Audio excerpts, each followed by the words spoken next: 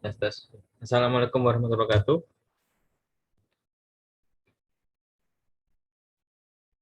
Waalaikumsalam warahmatullahi wabarakatuh. Suara saya sudah terdengar jelas, Mas Iqbal ya? Sudah, Pak. Siap. Oke. Ya, terima kasih teman-teman sudah hadir di pertemuan ke-10 hari ini ya. Alhamdulillah kita masih bisa dipertemukan di pertemuan kali ini. Eh, di mata kuliah komunikasi masalah terpadu dengan sekarang temanya sales promotion, point of purchase sama packaging. Ya. Udah 11 orang. Ya. Lumayan lah, kita mulai aja ya. Bismillahirrahmanirrahim.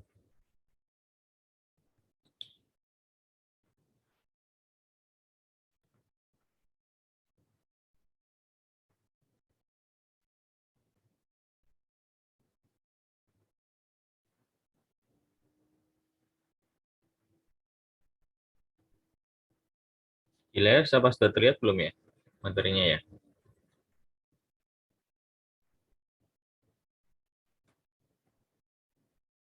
Sudah, Pak. Sudah, oke, makasih Mas. Baik, sebenarnya tentang sales promotion, promosi penjualan, point of purchase, sama packaging atau pengemasan ya. Baik, kita mulai dengan refresh tentang proses komunikasi pemasaran ya. Dulu itu dari pengirim, terus di-encoding menjadi suatu media komunikasi, terus di-coding lagi menjadi tuh, sampai kepada penerima receiver. Ya. Itu ada tanggapan, ada feedback, respon balik, umpan balik kepada pengirim pesan, dan begitu seterusnya. Nah, sebelum masuk ke materi, kita juga perlu ketahui untuk tahapan membangun komunikasi yang efektif ini, identifikasi audiens sasaran, terus yang kedua menentukan sasaran pasarnya apa, seperti apa yang kita hendaki.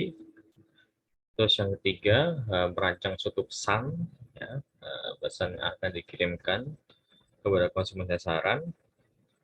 Terus setelah itu memilih media apa yang tepat yang akan digunakan. Terus setelah itu memilih sumber pesan apa sampai dengan mengumpulkan feedback atau umpan balik yang akan dilancarkan dari penerima kepada pengirim lagi. Gitu. Promotion, promosi penjualan, ya. Nah, promosi sendiri ya, secara harfiahnya yaitu suatu kegiatan ya, kegiatan atau tindakan untuk melanjutkan peningkatan atau pengembangan dari sesuatu, terutama kelanjutan penerimaan dan penjualan barang dagangan melalui advertising atau iklan, publisitas, atau pemberian diskon dan sejenisnya. Itu. Nah, dalam arti yang lain, promosi adalah kegiatan komunikasi untuk meningkatkan volume sales atau penjualan dengan berbagai macam bentuk kegiatan seperti pameran, perikanan, ilustrasi, dan usaha lain yang bersifat membujuk suatu konsumen atau persuasif.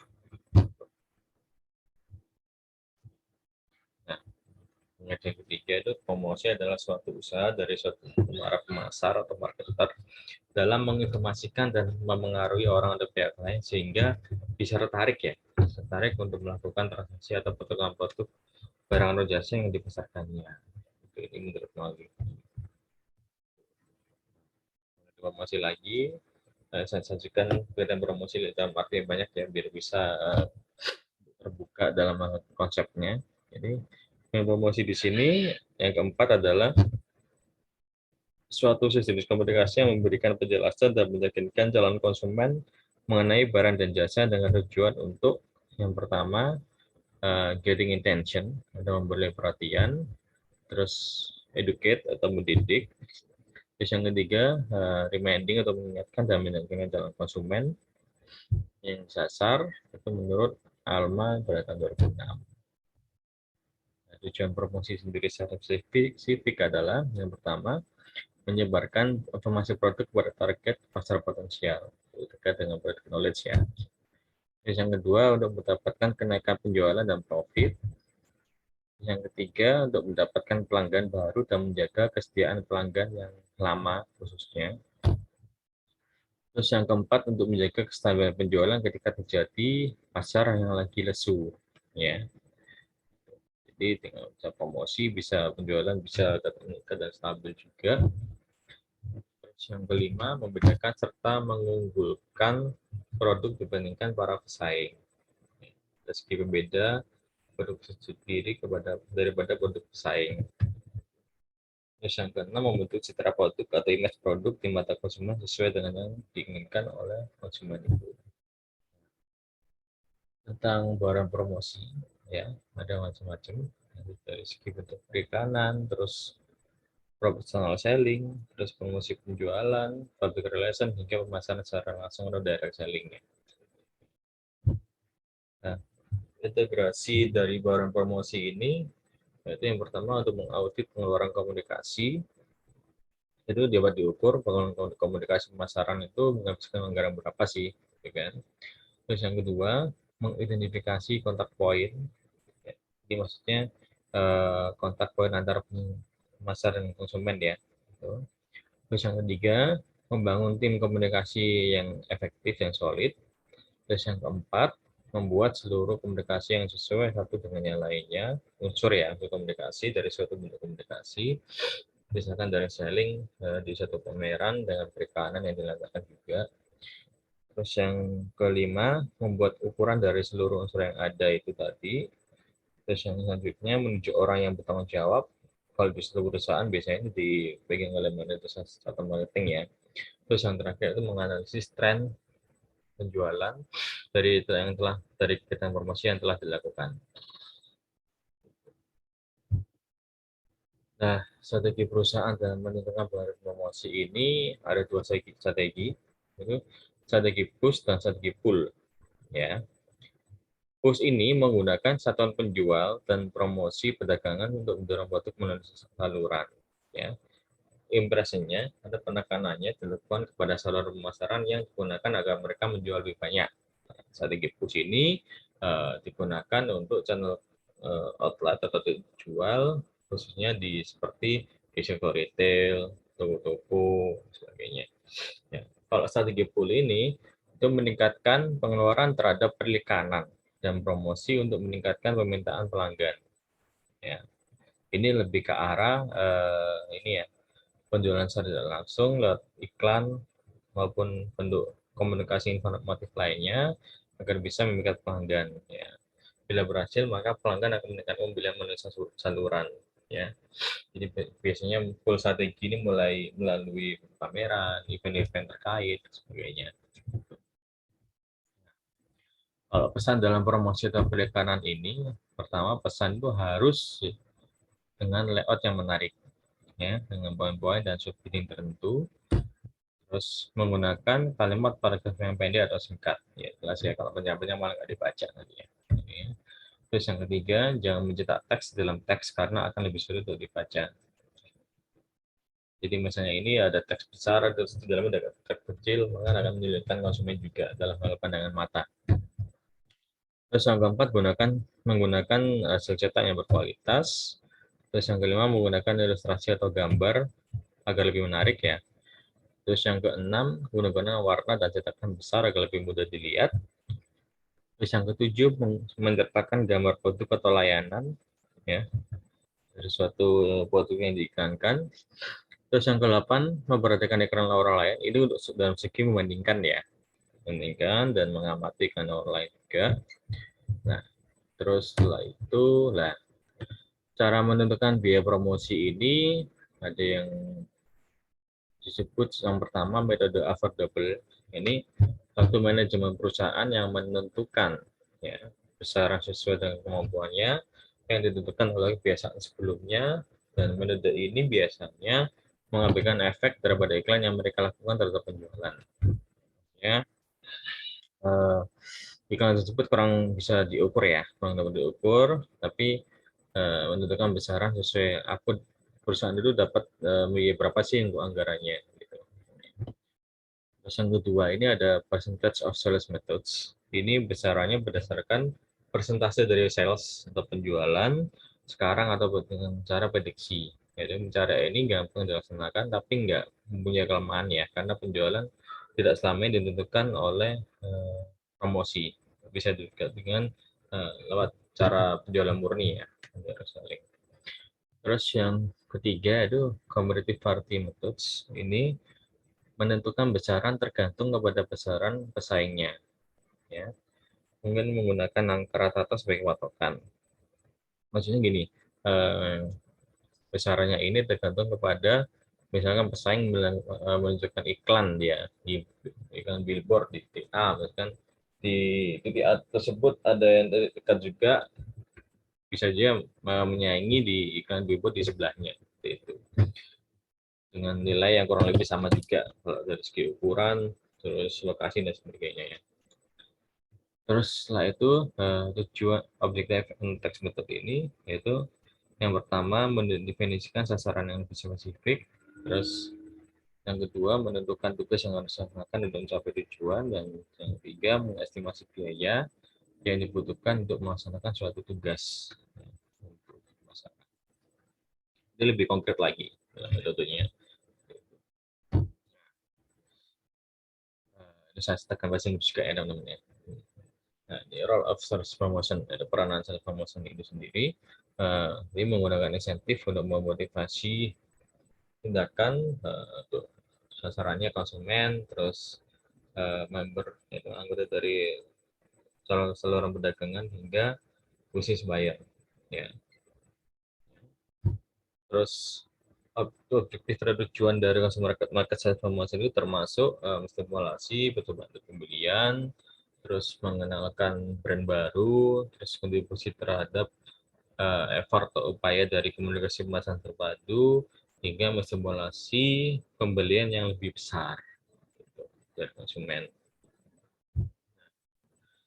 Teknik dari consumer market sales promotion ini termasuk yang salah satunya ini contohnya ya, yaitu yang pertama kupon ya, dari kupon dan gift card dan sebagainya, terus kontes with text and product placement, terus setelah itu ada trial offer and variety of sampling ya, memberikan sampel di target-target sasaran pasar seperti di in-store sampling ya, di toko, terus door-to-door sampling, terus jalan dari rumah ke rumah, terus sampel dalam email ya, kabar dan sebagainya.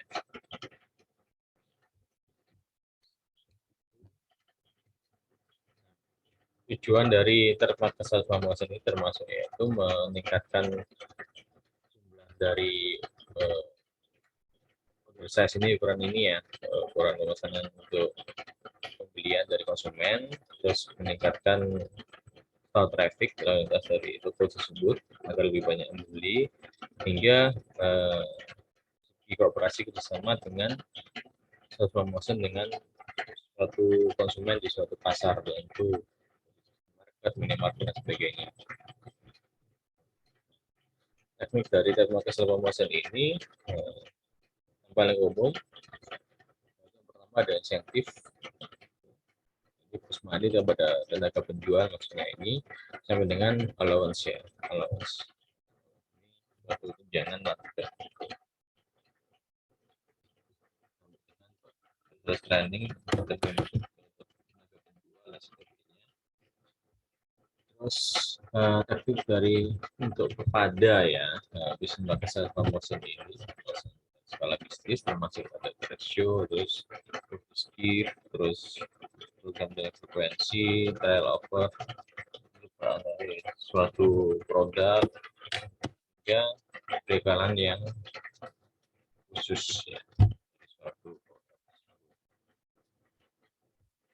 Nah, sales promotion juga ada risiko ya teman-teman ya. Jadi sales promotion include pertama, creating a price orientation, bisa saja menurunkan image brand jika menurunkan harga atau diskon terlalu besar, sampai dengan pertimbangan secara legal ya, dari suatu aktivitas, dari suatu produk, bila korelasinya yaitu bila melakukan promosi juga terlalu besar juga, apalagi sampai minggu dari produk bersaing, maka berhubungan dengan telepon juga ya, mengenai cita dan harga dan aktual. Oke, self promotion sudah selesai. Sekarang beralih ke point of purchase atau POP singkatannya ya. POP sendiri refers to materials, itu menunjuk kepada material bahan yang digunakan di dalam suatu media penjualan ya untuk menarik minat konsumen ya. POP objektif includes, tujuan dari POP termasuk dalam untuk memaintain loyalitas konsumen ya, untuk menstimulasi ya penggunaan dari suatu brand, maksudnya ini berhubungan dengan body penulis yang menerangkan dana body penulisnya, terus sampai dengan menarik menggambarkan consumer attention ya, datang kepada konsumen terhadap brand di dalam suatu toko retail. Nah, format dari POP ini termasuk yang ada dua yang jenisnya, ada short term dan permanen untuk display. Kalau short term promotional display ini yang digunakan 6 bulan dan maksimal 6 bulan ya, 6 bulan lebih kurang. Kalau permanen long term display ini digunakan lebih dari 6 bulan. Itu. Inter and business market POP display encourages retailers to support one manufacturer brand over another. Jadi dari material POP ini, point of purchase ini di suatu toko retail itu mensupport dari produk atau perusahaan yang brand yang digunakan. They can also be used to get production space and exposure in the setting. Ya. Biasanya di toko atau supermarket menggunakan yang ada yang namanya macam-macam ya. Jadi ada yang namanya floor display itu yang bisa kalian lihat di dekat kasir, itu ada display di lantai, yaitu namanya display yang salah satu dari materialnya POP juga.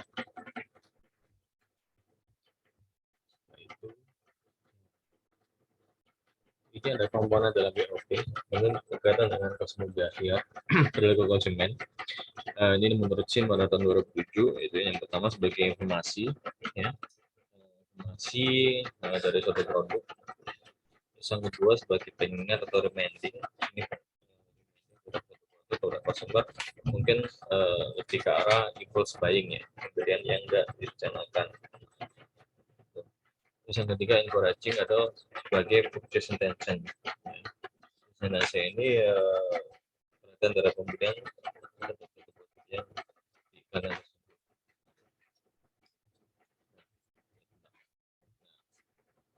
sport media. Sport media itu sendiri,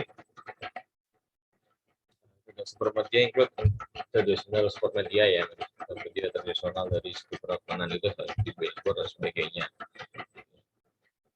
Billboard dan itu juga sebagai suatu bentuk media yang excellent ya, untuk dapat membawa suatu pesan yang akan disampaikan, biasanya digunakan oleh perusahaan besar. Ya.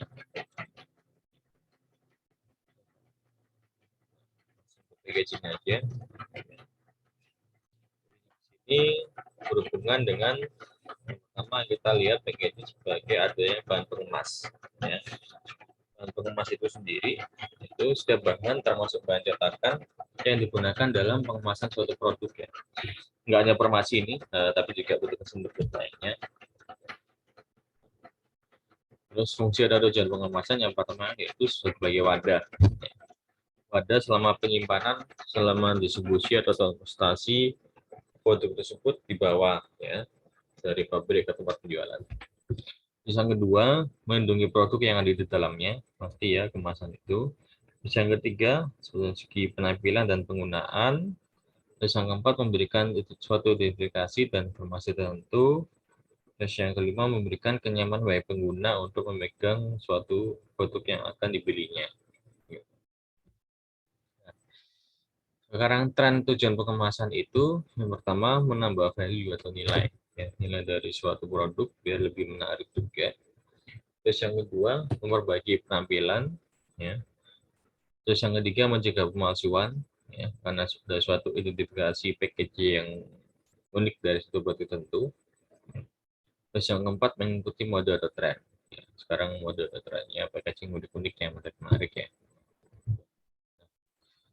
Definisi dalam masalah kemasan ini yang pertama ada kemasan pangan ya, atau bahan yang digunakan untuk mewadahi atau membungkus pangan atau non pangan baik yang bersentuhan langsung maupun tidak langsung. Ya. Jadi kemasan bahan alami ini adalah kemasan yang berasal dari tumbuhan atau hewan tanpa mengalami proses dan tidak mengalami perubahan sifat atau karakteristik dasarnya sendiri, bahan alam ya. Nah, kalau bahan dasar ini yaitu bahan utama untuk membuat suatu pengemas yang meliputi contoh-contohnya seperti plastik, terus kertas, karton karet, logam, keramik, dan atau bisa dari gelas kaca. Nah, kalau ada bahan tambahan ini adalah bahan yang sengaja ditambahkan ke dalam bahan dasar dengan maksud untuk memengaruhi sifat, warna, dan atau bentuk kemasannya. Bahan tambahan kemasan ini dapat meliputi bahan berfungsi sebagai antimikroba, ya.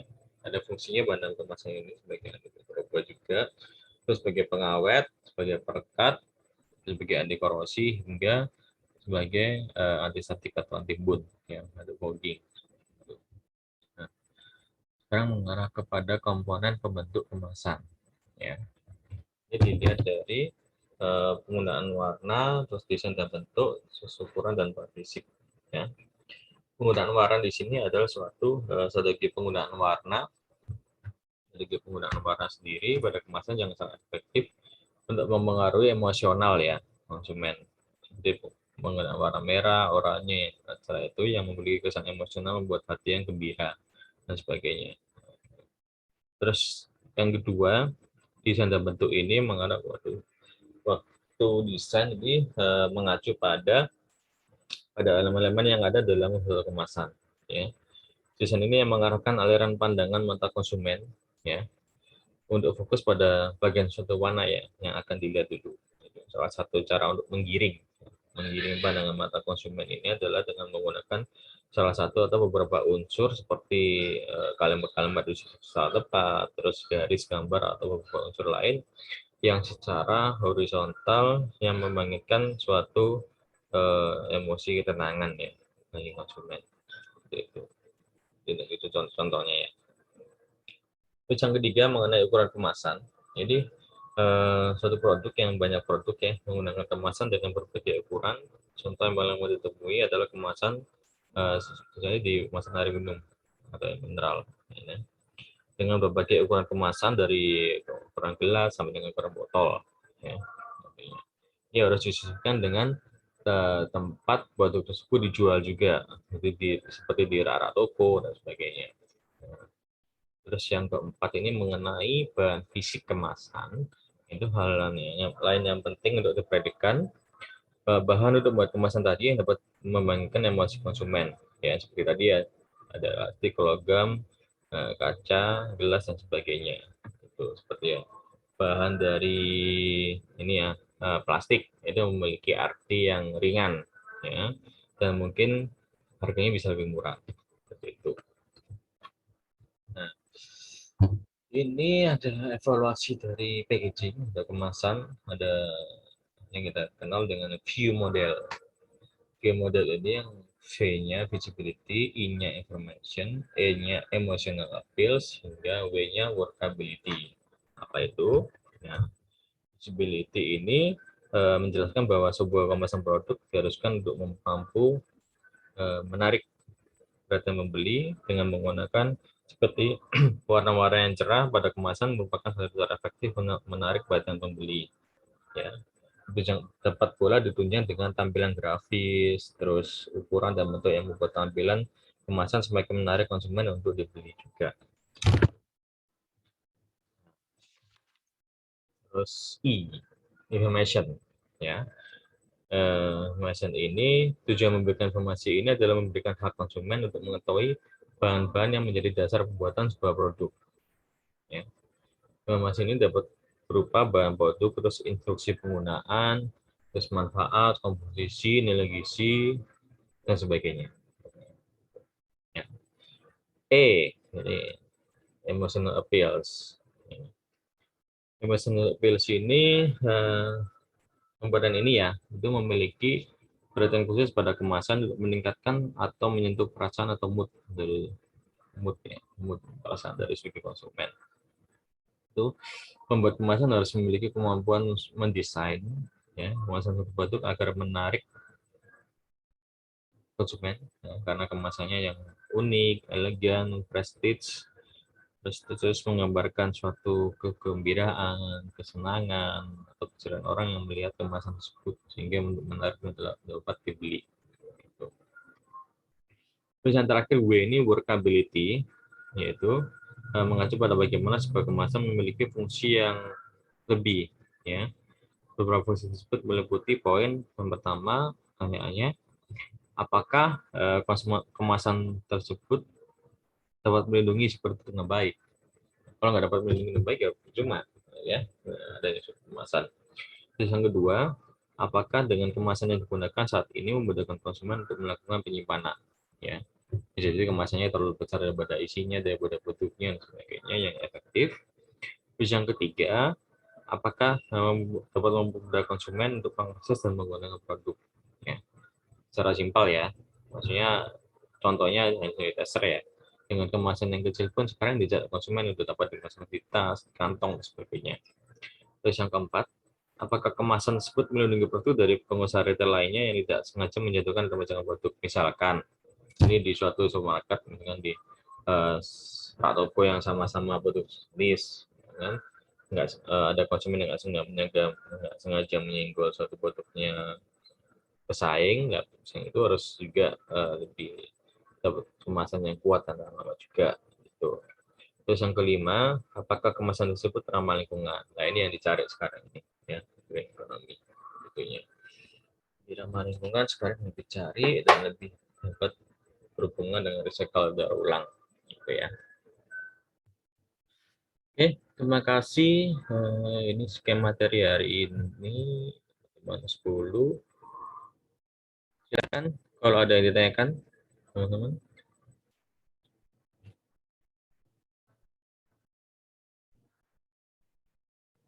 Jangan lupa absensinya di e-learning.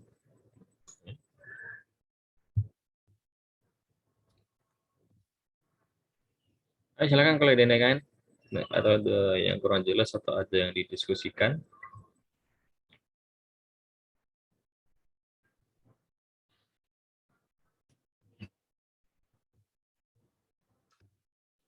Mas Iqbal monitor?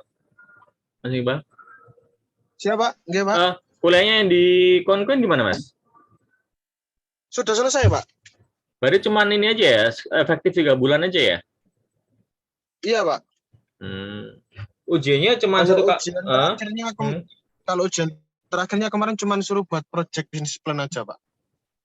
Ya sama kayak yang Pak Satrio kemarin berikan itu, Pak, suruh nge-review itu, Pak. Oh, tentang bersama kayak marketing plan maksudnya. Ya, marketing plan ya, Pak ya. Oh, iya iya.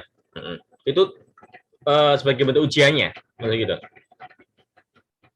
Atau tugasnya aja? Gimana, Pak? Itu ujian atau tugas aja? Tugasnya aja. Itu tugas akhirnya itu, Pak. Terus selesai habis itu. Gitu. Nggak ada ujian Iya, ini Pak. sebuah dalam bentuk esai atau gimana? Oh, enggak ada, Pak. Nggak ada. Oh, gitu. Enggak ada, Pak.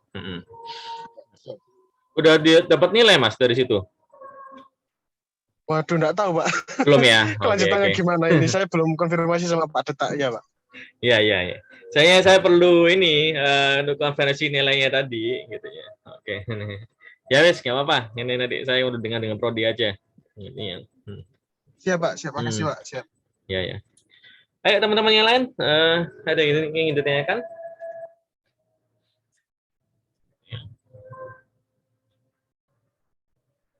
Materi yang tadi sudah bisa di-download ya teman-teman ya di e-learning?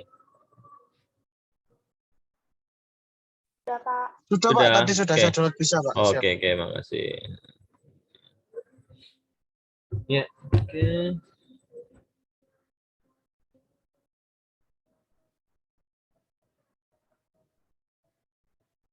Nanti ada tugas kelompok lagi ya, teman-teman ya. Tapi ini tugasnya nggak ini ya, lebih kreatif. kreatif nantinya kalian, lebih menuntut skill kreativitas kalian sih nantinya. Yang nanti saya berikan di pertemuan ke 12 atau 13. Siapa? Iya.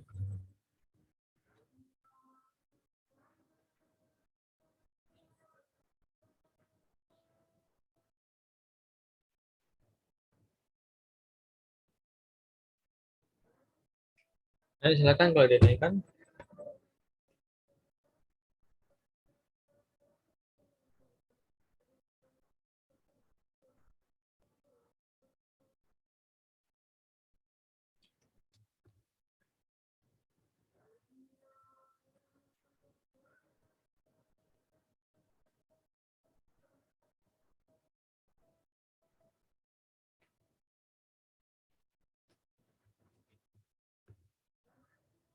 Nah, tunggu sebentar lagi ya.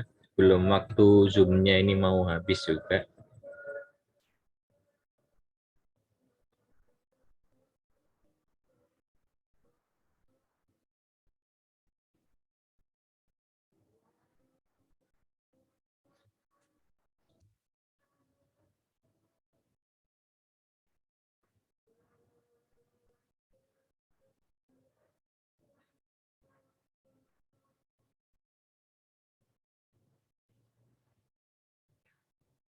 Mungkin udah paham semuanya. Kalau ada yang tanyakan bisa disimpan buat minggu depan.